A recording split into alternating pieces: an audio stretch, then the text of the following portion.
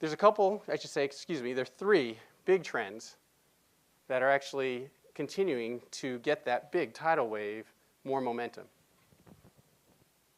The first one is this. The world of work has been fundamentally transformed. We all know it. It looks nothing like it did before. The world is flat. There are fewer jobs. The competition is fierce. It is not only global. It's actually, our students are competing against people who have been out in the workforce for 5, 10, or 15 years. So they're not only competing with other people who are 21, 22, 23 years old, they're competing against 40 years old for the same jobs. They have no idea. On top of that, the employers have said the knowledge and skills that students need to have to actually be competitive to get a job have ratcheted way up.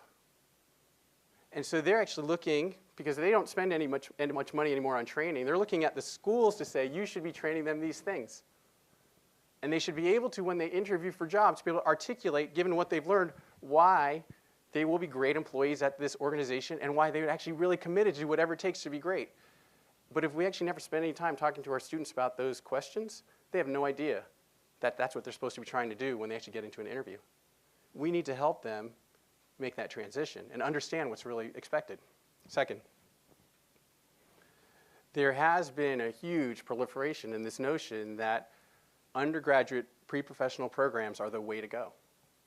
Now, students who are here at a liberal arts college might say, well, that's not us because we made that choice to come here. But if you go to a college where they have undergraduate programs that compete right along with liberal arts college, I can tell you that on that kind of campus, and Wake Forest is a campus that's like that, there is a huge angst for those students who are actually not in the business program because they think that they're unemployable.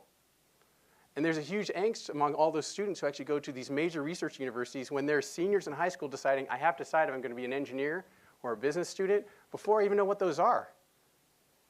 And because of that, it's actually reducing then the demand and the interest in the liberal arts. And that's a problem. Third, the politicians are getting into the act. And that's usually not a good sign. Right? We've heard it. Governors from major states, Texas, North Carolina, Florida, in the last year have all basically bashed the liberal arts, saying that they're going to propose that we strongly consider reducing the amount of funding going to universities who have programs that have majors or disciplines that don't result in employability. Even when some of those governors were actually liberal arts majors themselves. They've drunk some new Kool-Aid, and now they're saying it's not time to actually invest in what actually I got out of it. That's sort of scary. President Obama's getting into the act. He's created this college scorecard.